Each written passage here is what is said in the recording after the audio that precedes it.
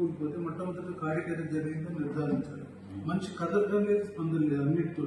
ఉదాహరణకు ఎవరైనా కూడా రోడ్లో ఇళ్ళల్లో కామన్గా 80% మన ఇళ్ళలో జరుగుతుంటుంది. బయట ప్రదేశాల్లో railway station, airport, malls. So అక్కడ ఉన్నప్పుడు వారిని రక్షించే ఈ ప్రక్రియను మేము 20 సంవత్సరాలకు అందరికీ నేర్పుతున్నాం. పోలీస్ డిపార్ట్మెంట్, ఎన్సీసీ, ఎన్ఎస్ఎస్ అందరికీ నేర్పుతాం. సో మొట్టమొదటి కార్యక్రమం జరిగితే నిర్ధారించాలి. తర్వాత అత్యవసర వైద్య వ్యవస్థను రప్పించడం 108 వ్యవస్థ. సో గౌరవనీయులు శాసనమండలి సభ్యులు మీ రిక్వెస్ట్ ఏంటంటే 108 వ్యవస్థ సక్రమంగా పనిచేస్తున్నదా లేదా ఈ సమావేశాల్లో మీరు దాన్ని సమీక్షించాలి. చాలా ముఖ్యం 108. ఎందుకు అనంటే అయితే ఎంత త్వరగా 108 రావాలి అంటే ఇప్పుడు సాధారణంగా మన ఇళ్ళలో ఎవరు పడిపోతే కనుక మన కారు లేకపోతే ఆటోను దీని గురించి పరిగెత్తుతాం. అందరికీ అది అందుబాటులో రాదు. సో అందుకే ప్రభుత్వ పరంగా 108 వ్యవస్థ ఎంతసేపట్లో రావాలి? సాధారణంగా అంతర్జాతీయంగా 4 నుంచి 8 నిమిషాల్లో కనుక అది రాకపోతే 8 నిమిషాలు 10 నిమిషాలు దాటితే మనిషి చనిపోయే అవకాశం ఎక్కువ ఉంటుంది. ఎందుకంటే బ్రెయిన్ డెత్ అయితే సో ఏం బెనిఫిట్ కూడా ఉండదు. అందుకని ఫస్ట్ 108 వ్యవస్థ తొందరగా రావాలి. సో అది వచ్చేలోపు మనం సిపిఆర్ ప్రక్రియ చేయాలి. ఎలా చేయాలి? కార్యక్రమం జరిగితే నిర్ధారించిన తర్వాత మనిషి కదలటం లేదు, స్పందన లేదు, రెస్పాన్స్ నిర్ధారించి 108 రప్పించే టైం అది వచ్చే టైంలో రెండవది ఛాతీ మద్దతు చేయాలి.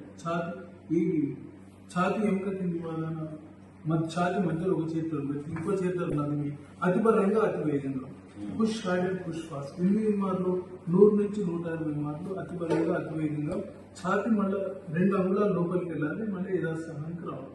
ఇది ఎంతవరకు ఛాతీ మద్దతు చేయాలి? అంబులెన్స్ వచ్చేంత మటుకు చేయాలి. సో ఇది రెండవ స్టెప్. సో అది చూపిస్తాను.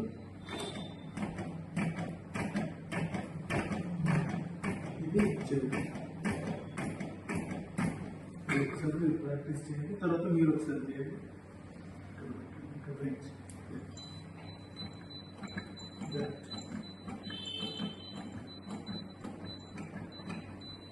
మీరు చేయండి. అంబులెన్స్ వచ్చేంత వరకు మీరు చేస్తూనే ఉండాలి. ఎందుకంటే ఆగవద్దు. ఎందుకంటే దీనివల్ల ఏమిటంటే మనకి బ్రతికే అవకాశం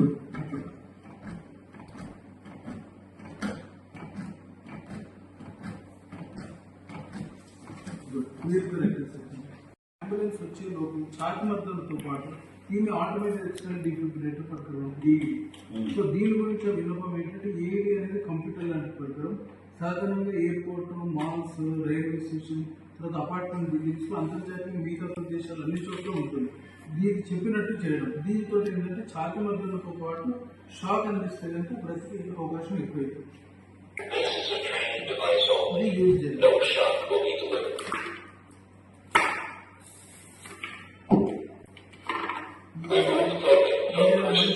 కుప్పకూలిపోయిన తర్వాత ఫ్లాట్ పెంచిన మనిషి మీద ఈ ప్యాడ్స్ పెట్టాలి. ఎయిర్పోర్ట్స్ పెట్టాలి.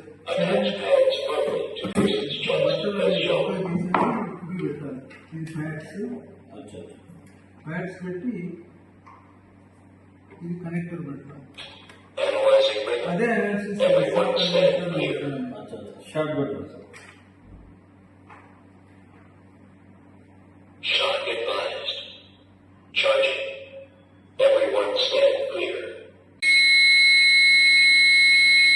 Everyone stand clear. Push the shock button. Shock delivered. Begin 5 cycles of CPR.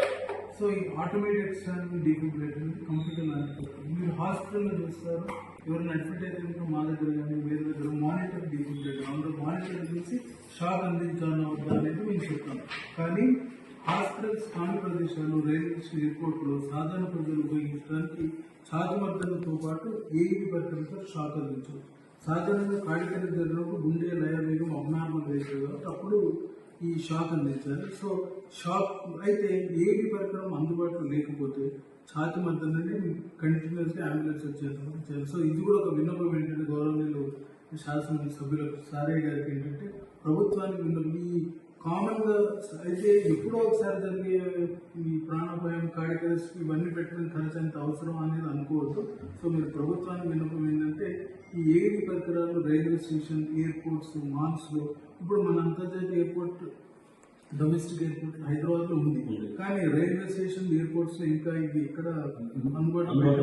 అయితే ఇవి ఎక్కడ ఉన్నాయనేది అక్కడ ప్రతి రైల్వే స్టేషన్ అట్లీస్ట్ ఒక ప్లేస్ లో మొదలుపెట్టి బస్ స్టాండ్స్ లో పెట్టి, ఇది ఖర్చు ఎక్కువ కాదు, ప్రభుత్వం పెట్టే ఖర్చులు ఇది చాలా తక్కువ ఒక ప్రాణం రక్షించడానికి. ఎందుకంటే ఇది ఒకటే 1 lakh ఉంటుంది కాస్ట్, 1.5. ఇవి కనుక ఒక ప్లేస్ లో కనుక అమర్చితే కనుక అక్కడ ఉన్న స్టాఫ్ ట్రైనింగ్ ఇచ్చి కనుక సక్రమంగా పనిచేసినట్టయితే కనీసం మీరు చాలా వింటుంటారు బస్ స్టేషన్ 1.5 lakh ఉంటుంది సార్ అంతే. అయితే పాత ప్రభుత్వం ఇవాళ నేషనల్ సీకార్ ఛాలెంజ్ క్యాంపెయిన్ లో భాగంగా ఆకస్మికంగా ఎవరు కుప్పకూలిపోతే అక్కడ సిపిఆర్ ప్రక్రియ ఎలా నిర్వర్తించాలి అని చెప్పడానికి గౌరవనీయులు శాసనమండలి సభ్యులు పూర్వ మంత్రివర్యులు శ్రీ బసవరాజ్ సారే గారితో ఈ ప్యాంప్లెట్ ఇది రిలీజ్ చేస్తున్నాము.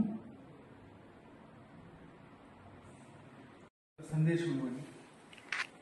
ఈరోజు డాక్టర్ శ్రీనివాసరావు గారు ఒక మంచి సంకల్పంతో సిపిఆర్ కార్యక్రమం, నిరుపేదలు ఎవరైనా సరే రోడ్డు మీద పోతుంటే ఏమైనా జరిగితే ఇమ్మీడియట్లీ సిపిఆర్ ట్రైనింగ్ పొందిన చాలా మంది కూడా మేము ప్రాణాలు కాపాడే రోజులు వస్తున్నాయి.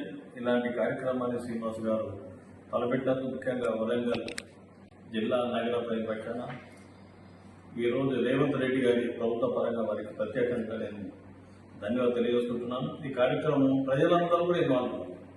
ఇప్పుడు డాక్టర్ శ్రీనివాస్ గారు చెప్పాలని సరిపోదు, అలాంటి డాక్టర్ శ్రీనివాస్ గారు చాలా మంది వచ్చి నిరుపేదలను రోడ్ల మీద పోయటం, వాళ్ళకి ఎక్కడైనా ఇమ్మీడియట్లీ బస్సులే కానీ ట్రైన్లను కానీ ప్రయాణం చేసిన వాళ్ళు ఉంటే ఇమ్మీడియట్లీ సేవ్ చేయడానికి ఇది ఎంత కూడా ఉపయోగపడుతుంది.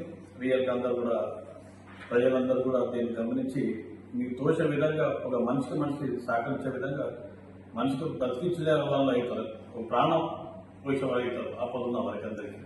ఈ కార్యక్రమం విజయం చేయడానికి ప్రజలందరూ కూడా సహకరించవలసిందిగా నేను ఈ సందర్భంగా విజ్ఞప్తి చేస్తున్నాను.